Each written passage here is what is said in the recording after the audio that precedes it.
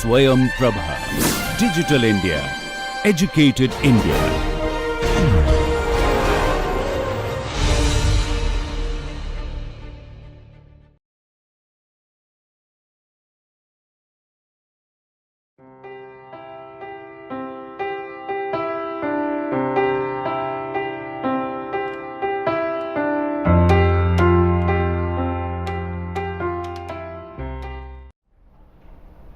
Welcome. We got ourselves introduced to the subject of mineral economics.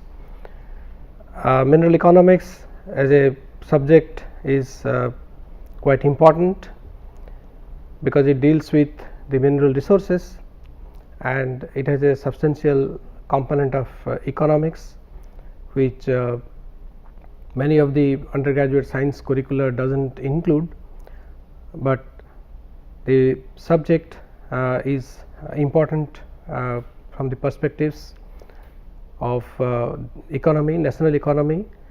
We just saw the two broad aspects of mineral economics in terms of the micro and macro. Micro dealing with the individual mining project, its evaluation, feasibility, and then the macroeconomic parameters, which are from the national and international perspectives, the different components of it. And mineral economics, which has also grown as an independent discipline because it relates to resources which are non-renewable, and it also has to be integrated to the policy. And as we have discussed before, we have about more than 2 centuries of records of active exploitation of mineral resources, and so the present context in the mineral economics involves a substantial amount of analysis of the past production, consumption and price data, and very intense and extensive analysis of the past data for prediction, for forecast of as to what is going to happen to the scenario of mineral industry in the foreseeable future. And it is so that way it is quite important, and it is actually a part of the policies. We just started to discuss about the microeconomic parameters, in which we just saw this flow chart, which is generally followed in sequence in evaluation of the feasibility of a individual mining project when it comes to the initial stages of exploration, because as we know that mineral exploration is an economic activity, it is a high risk economic activity. So its performance in terms of the economic parameters have to be monitored right from the beginning, and initially it starts with a conceptual study, and after the conceptual study gives some positive result, it comes to the order of magnitude studies, which involve limited data collection, interpretation, modeling and resource estimation based on whatever indirect information we get about the nature of the ore body, disposition in the crust in 3 dimension. And then each step we are actually evaluating a parameter which is the NPV, or the net present value, which we will see what exactly it is. So at any stage the result of that particular stage has to yield a positive net present value, which will enable it to proceed for the next stage, which is gradually becomes more and more involved. So if we look at the result of the order of magnitude studies, would basically result in the presence of sufficient mineral. So there should be the inferred mineral resources should be sufficient enough to make it economic for economic exploitation. Metallurgical issues like the mineralogy of the ore, the extractability of the metals in terms of the mineral the textures of the ore minerals, their chemistry, and what kind of metallurgical procedures have to be adopted for their recovery, have to be has to be sorted out, has to be studied, and this study should come out with the appropriate result in terms of the feasibility or suitability of the ores for different processes. Then it also would have some amount of baseline environmental studies must be initiated in this particular stage. So, baseline environmental studies include the air, the water, and the soil analysis of the area, and how the mining activity is likely to impact the environment, the capital and operating costs to be estimated, and the risk analysis to be initiated. So, then if this particular stage it results in a positive net present value, then it goes to the pre-feasibility study. Pre-feasibility study involves limited drilling and other data collection, validation, interpretation, modeling, and resource estimation. It goes to a further step where we have to come out with the methodologies that we discussed before in proper interpretation on the nature of the ore body, its geometry, three-dimensional disposition in space, and use of different types of modeling exercise to do the research estimation, like geostatistical exercise.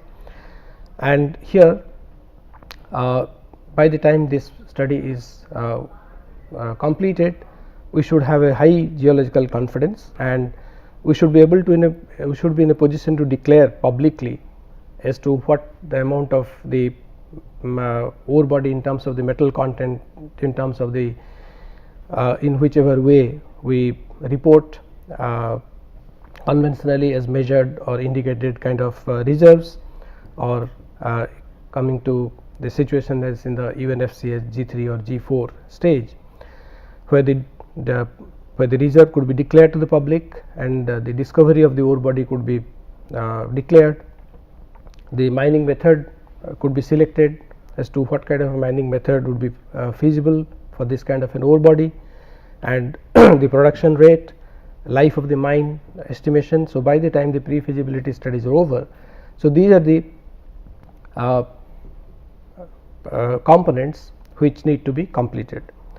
And in somewhere here also in the pre-feasibility study, the different types of statutory clearances, the clearances from the Ministry of Environment and Forest, the local authorities, in terms of selection of the lease area or the mining lease kind of legal aspect, and the detailed kind of rehabilitation plans, etc., also have to be initiated at the stage of this by the time the pre-feasibility is over. And during the feasibility study, all these matters are supposed to be completed: infill resource and geotechnical drilling, modeling, resource estimation, and all the other legal aspects have to be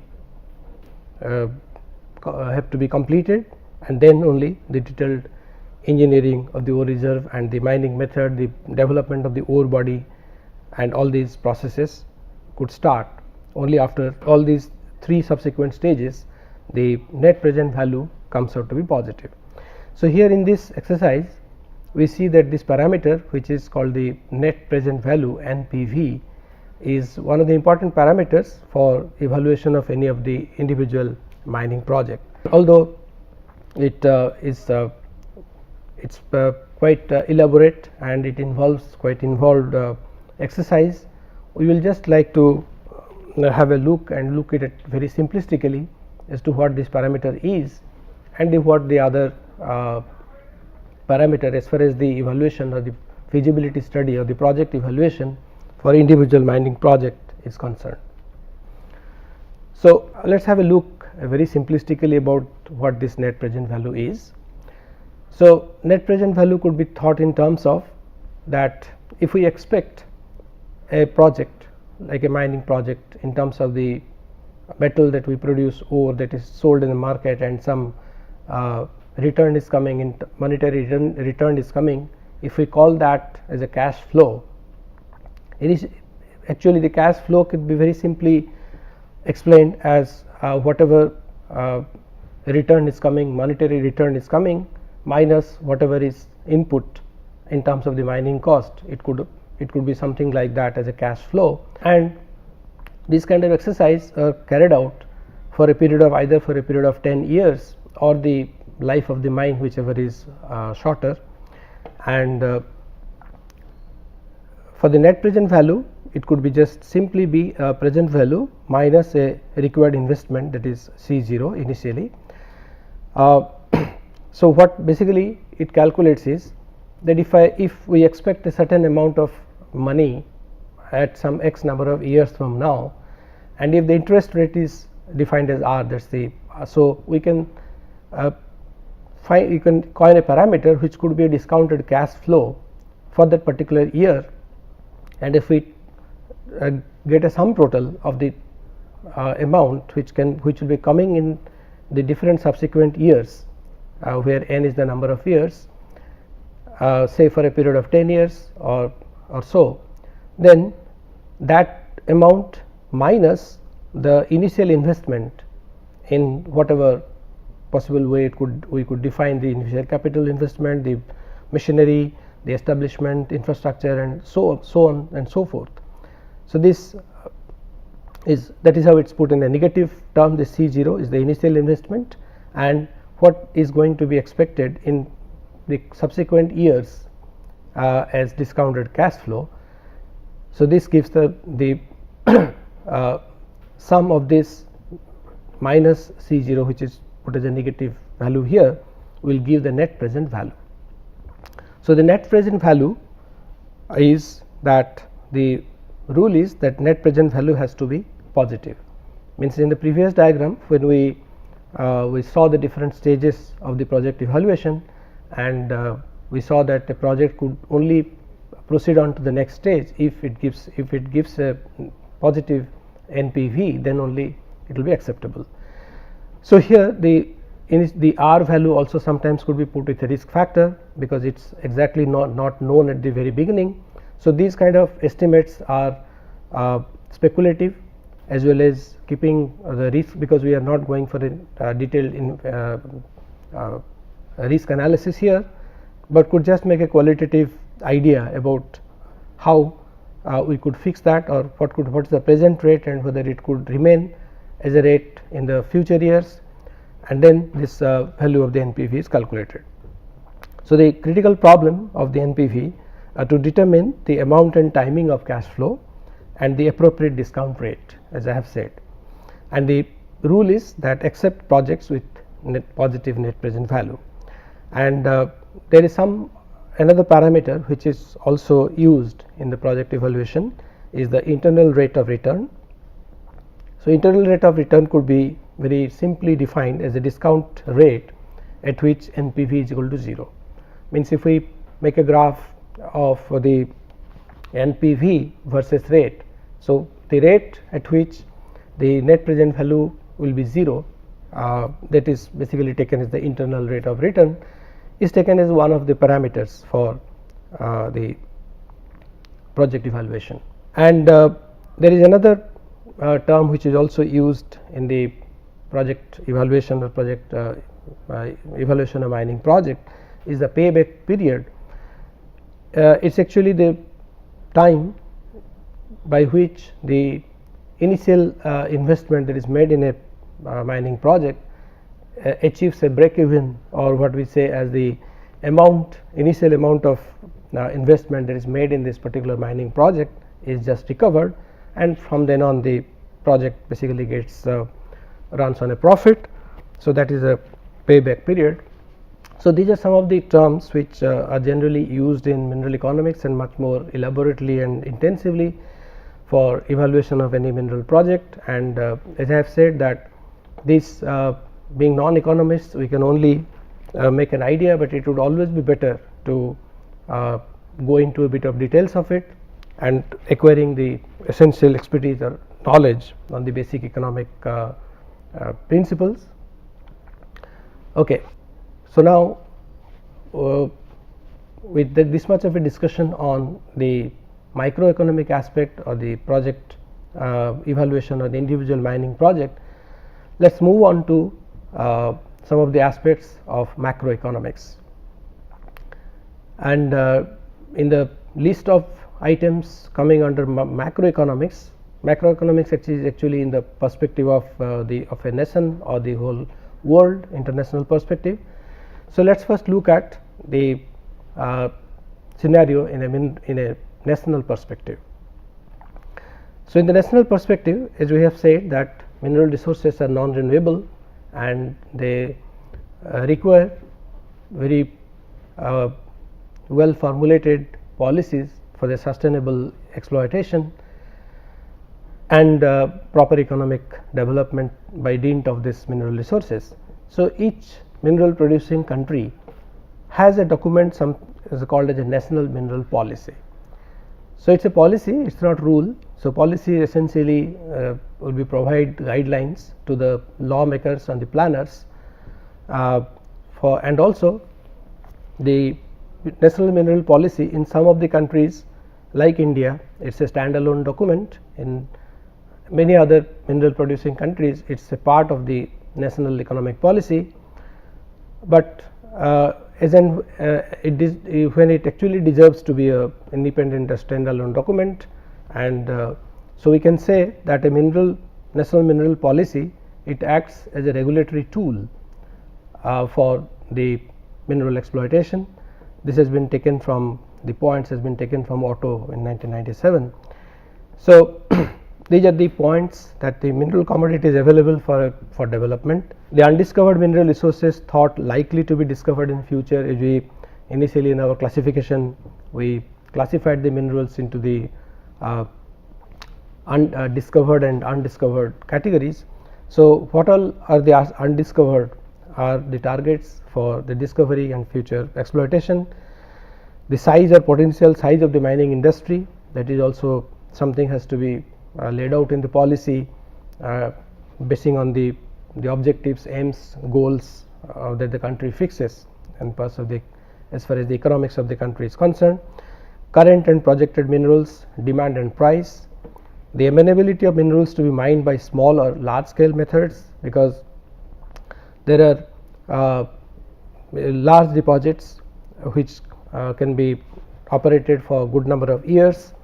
There the amount of the material or the commodity are high, but then we as we have discussed before such kind of large deposits or the giant deposits are small in number, whereas there are numerous such small deposits which also occur in different areas, which have to come under a small scale mining, for which we need to have different kind of strategy. The government's historical experience with mining, with state intervention, with foreign investors, these are the this is a very critical issue, because many of the countries which had colonial rule and after their independence, there were the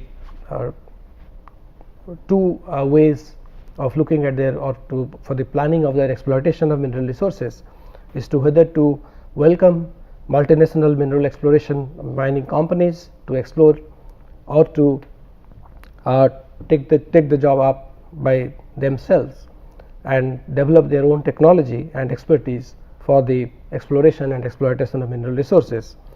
And the potential for sustained development in other sectors of the economy, because whatever is achieved from the mineral resources, which is basically a gift of Mother Earth.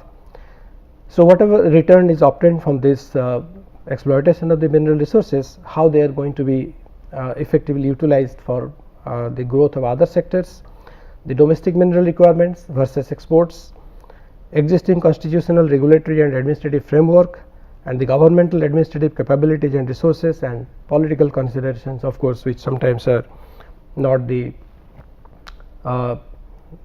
not within the control of people who are dealing with this. So, the checklist of a if we say the national mineral policy is a regulatory tool, or is a points that are jotted down to help lawmakers and planners in the country, then we can look at what are in the form of checklists of issues to be considered while a national mineral policy is being formulated.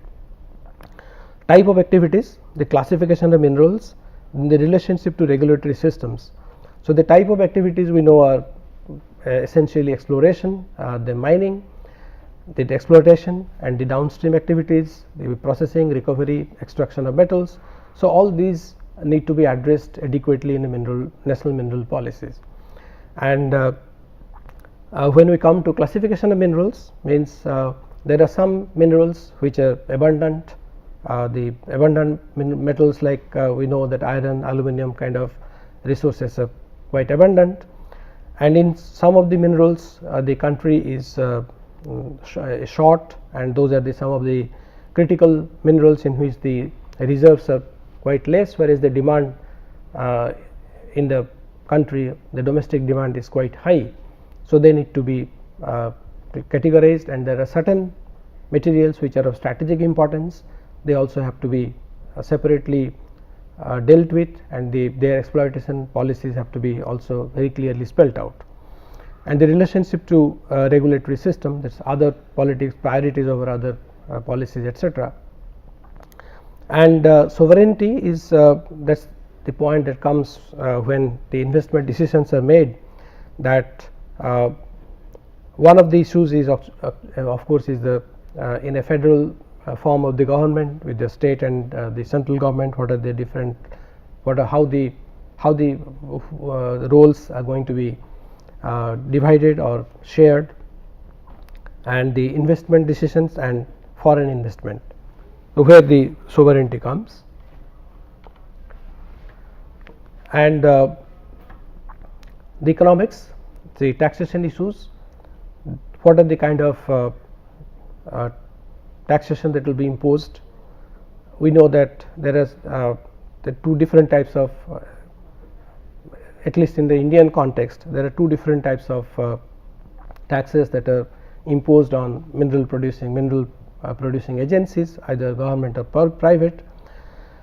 One is called the royalty, which is a term being continued as in its use from the time that there used to be kings or the rulers who used to impose the tax on the agency which is responsible, or which is actually given the license to exploit the ore or the minerals.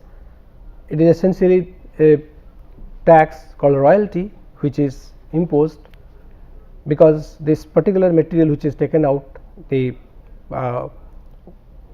resource is actually getting depleted by that particular amount. So, it is a kind of a compensation for depleting the particular material which is coming as ore.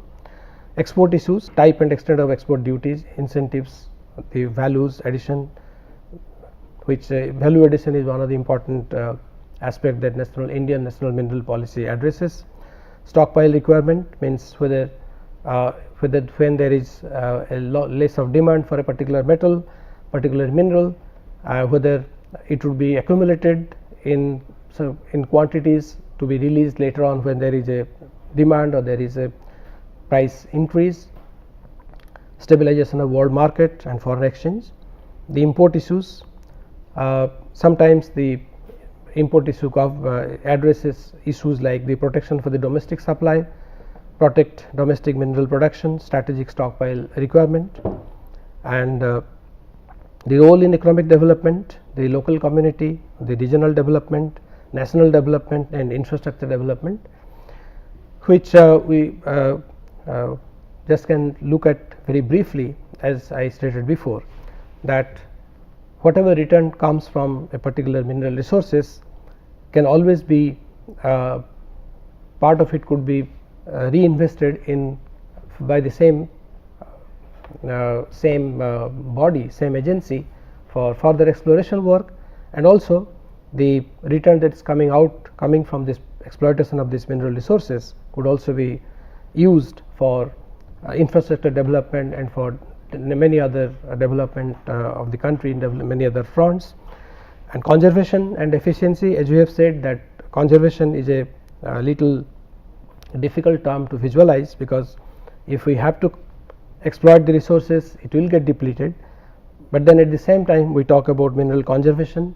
So it essentially means that the policies are formulated in such a way that the minerals could be exploited in a sustainable manner, the land use and priorities, and the quality of life, that is social impact, environmental impact, the legislative framework, the applicable laws, exploration and mining rights, regulatory approach. For example, when it is being controlled by government, either a local state government or a central government, the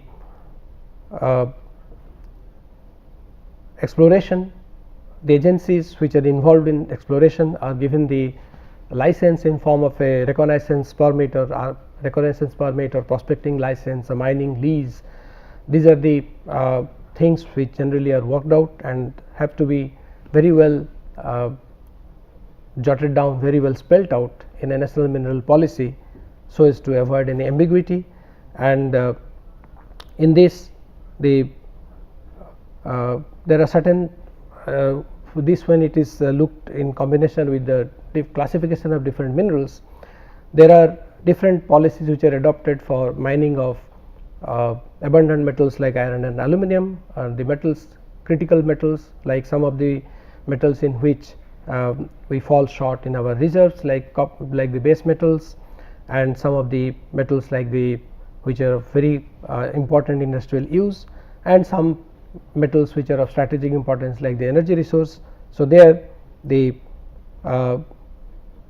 policy is well laid out, so that which kind of a agency, governmental, or which of the commodities will be made open for public, for the private sector, and the exploration and mining application priority, because here the method of exploration and method of mining is also very important. The security of tenure, for whenever a prospecting license or a mining lease is being given to a particular agency, whether the security of tenure is also important, as to how many, what's the time period for which the particular agency can be given the contract.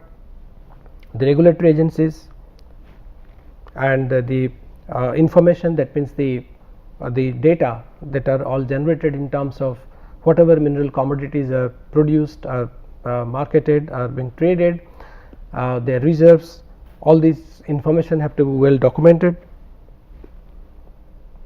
So we can summarize the different critical issues related to mineral economics in this diagram. So it should, a national mineral policy should address quality issues such as quality of life.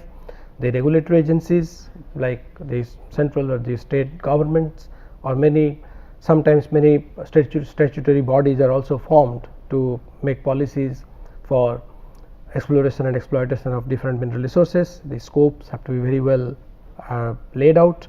The legal framework, the economic considerations, and sovereignty. So sovereignty comes into discussion whenever the issue of foreign investment, or allowing or not allowing multinational exploration and mining companies to do their operations in a different country, and where the multinational companies, whether their interests are being safeguarded, or whether they try to, or whether our own sovereignty is preserved. So these are the things which are very important and must issues that to be addressed by a national mineral policy. So we will continue discussing on the national mineral policy. Thank you.